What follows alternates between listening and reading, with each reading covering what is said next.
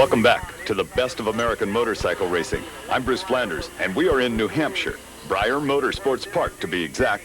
The Loudon Classic is one of the oldest AMA-sanctioned road races in America and carries with it a lot of prestige. Kocinski and the Team Nordica Roberts clan felt confident that they were going to get their third win in as many races. Well, I enjoy Loudon. It's been a good track for me every year, and you can ride as hard as you want to.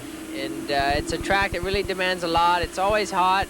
It's hard on machinery. It's hard on tires. And it always seems to be a survival race. Survival of the fittest and the fastest. Kocinski and company were surprised in the early going by number 65, Jim Felice. The Modesto, California Honda rider was coming off his most impressive ride to date. At the United States Grand Prix several weeks prior, Felice devastated the international field on hand with a flag-to-flag win. Kocinski, meanwhile, had been the heavy pre-race favorite and was entrusted with the latest creation from the factory Yamaha speed scientists.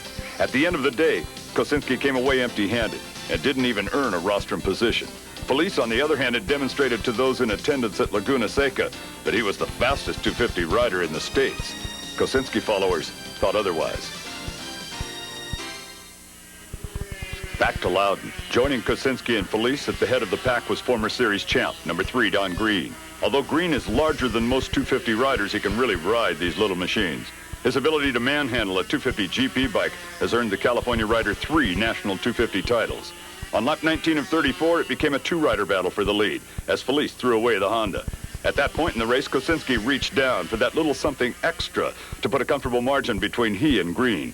In the end, Kocinski had his third win in as many races. Green followed him home with Nordica Roberts teammate Tom Stevens rounding out the top 3. Road America in Elkhart Lake was next. Unlike Loudon, this track is an ultra-fast, hold-the-throttle wide-open type of track. Road America is it's a long track, and 13 laps doesn't seem like a long time, but I tell you, when the course is 4.2 miles, I think that's what it is. It's really tough to keep concentration for that long, and it's always hot. The surface is slippery, and it's a tough race.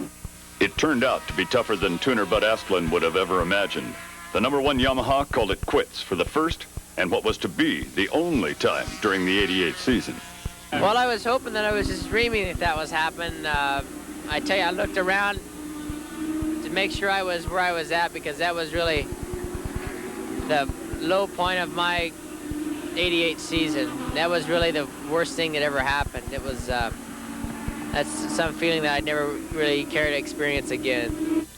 To add to the Road America problems for Kocinski, his teammate Tom Stevens finished second to Rich Oliver and closed the gap in the standings. With 3 rounds to go, Stevens trailed Kocinski by only 6 points. Laguna Seca was next. In Monterey, California, it was business as usual for Team Nordica Roberts. At this point in his career, the then 20-year-old Kocinski probably had the most promising career of any road racer campaigning in the U.S. Kocinski's teammate, Florida's Tom Stevens, was probably the second most promising rider in America. King Kenny Roberts had picked his pupils well. As in any sport, drafting the right personnel is the key. Add to the equation tuner, head mechanic Bud Asplund, and it came as no surprise why this Yamaha-mounted team was the dominant force in Castrol's 250 GP competition. Probably the second best team in America was Lassick Racing. Their white and yellow Yamahas have given Team Nordica Roberts all they could handle in 1988. Lassick's number 97, Rich Oliver, you remember, won the previous event at Road America. For the first half of the 23-lap event at Laguna Seca, Lassick Racing and Team Nordica Roberts went at it tooth and nail, swapping positions every lap. In the early going, Kocinski played the role of caboose in this 4-rider train. But moves like this around number 2, Lassick's Alan Carter, soon had him in the battle for the lead. At the halfway point, Team Nordica riders Tom Stevens, number 231, and Kocinski, number 1, pulled away to battle amongst themselves. Back in the pack, Alan Carter threw away his Lassick Yamaha away from camera view. This incident took out U.S. 250 GP winner Jim Felice and took Rich Oliver down as well. Oliver remounted to finish a courageous 5th. Meanwhile, the battle of teammates was decided by team leader Kocinski. He moved away from Stevens and broke clear of the Floridians' draft. As the race wound down, it was another 1-2 finish for Kocinski and Stevens.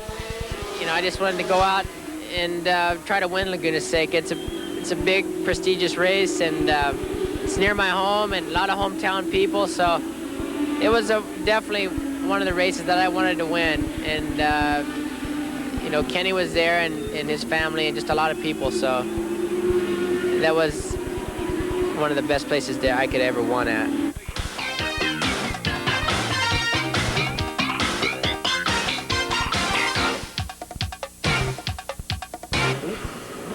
Welcome back. I'm Bruce Flanders, and we're looking back at the 1988 Castrol 250 Grand Prix Championship. With 2 races left in the 88 campaign, John Kocinski was looking for win number 5 on the season. At the Mid-Ohio round, Kocinski left no doubt who was the fastest rider on a 250. It was a walkaway. Tom Stevens, Kocinski's teammate, finished a solid second after a poor start. Up front, Kocinski had the number 1 Yamaha flying, hitting speeds up to 140 miles per hour on the Mid-Ohio backstretch and pulling away from the field at a rate of a second or so a lap. He was in true championship form. At day's end, it was another 1-2 for Team Nordica Roberts. With 1 round to go, Kocinski led the standings by 14 points over Tom Stevens. Kocinski needed an 8th place or better at the season finale in California to clinch his 2nd straight title. King Kenny would be there to watch over the proceedings. Sears Point International Raceway, outside San Francisco, the site of the final round of the 1988 AMA Castrol 250 Grand Prix Championship. Team Nordica Roberts riders John Kocinski and Tom Stevens had a lot on their minds. Both wanted to impress their boss, King Kenny Roberts. Both wanted to win the race. Both wanted to win the championship. As far as Kocinski was concerned, having King Kenny standing over you at a racetrack brings on mixed feelings. In the last two seasons, I always used to feel a lot more pressure when Kenny was there. I used to come to the other races and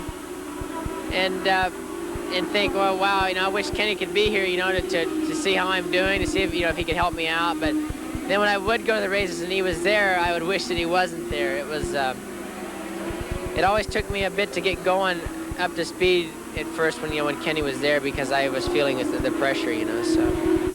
As if there wasn't enough pressure. At the start of the race, Stevens let the pressure get to him.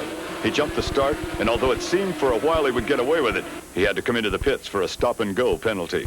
He re-entered the race to earn a disappointing 7th. With Stevens out of the way, Kocinski fired his last salvo of the year by blitzkrieging the competition. Kocinski didn't want anyone saying he backed into the championship, as if anyone would. At the checkers, Johnny K had a 40-second lead on runner-up Alan Carter. It was a fantastic effort on the part of the Arkansas native, and effort is what King Kenny preaches. You know, no matter how you finish, he wants you to get on the bike and give it all you have. And, you know, if you come in and say you didn't win the race, as long as you can get off and tell him you did the best you could possibly do, then he's happy. But when you don't, probably best not to pull in. Looking back, the 1988 Castrol 250 Grand Prix Championship was a John Kocinski benefit. The 20-year-old won 6 out of 7 races, every one that he finished. He had pole position in most of them, as well as fastest lap. Yet when you ask him about his 88 championship season, he's quick to single out 2 important factors, or should I say people. First, Bud Astlin, his tuner and friend. Astlin can tune anything on 2 wheels. The sore losers on the circuit claim Kocinski had assistance from the Yamaha factory in Japan. That wasn't the case in 1988. It was ingenuity, hard work, and talent that earned Kocinski and Team Nordica Roberts their 2nd straight Castrol 250 Grand Prix Championship. The second person on Kocinski's VIP list is, of course, King Kenny Roberts. Under Roberts' guidance, Kocinski has emerged as one of the young lions of the sport. For the best of American motorcycle racing, I'm Bruce Flanders.